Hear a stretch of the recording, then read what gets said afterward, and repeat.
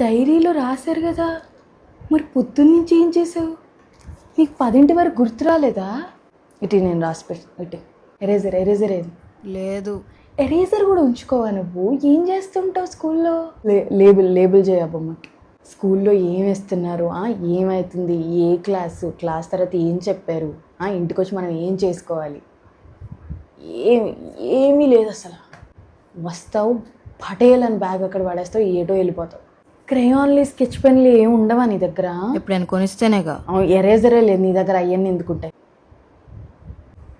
ఎందుకు done by అని నీ పేరు ఎందుకు రాస్తావు? నా పేరు రాయి. నువ్వేం చేసావని ఇక్కడ? అసలు మీ పేరెంట్ టీచర్ మీటింగ్లో నేను మాట్లాడాలి, వాళ్ళు కాదు. ఎప్పుడు వాళ్ళే మాట్లాడతారు. ఈసారి నేను మాట్లాడతాను. మా అమ్మాయికి అసలు ఒక ప్రాజెక్ట్ వర్క్ కూడా గుర్తుండదండి. మీరు అసలు చదువు చెప్పి వేస్ట్. ఏ రోజు చెప్పింది ఆ రోజు మర్చిపోయిద్ది. మీరు అసలు చదువు చెప్పడం ఆపేయండి అని నేను చెప్తాను వాళ్ళకి వెళ్ళి. మళ్ళీ ఏడవ మాకు అసలు తెలుసా? అది ప్రెజెంటేషన్ చూపించాలా? ప్రెజెంటేషన్ ఏం కాదు. అబ్బో ఇది ఒక్కటి తెలుసు. మరి పడుకుంటున్నానమ్మా. అవి ఏమన్నా ఉంటే నువ్వే ఫినిష్ చేసుకొని నువ్వే చేసేసాయి. నేను పడుకుంటున్నాను.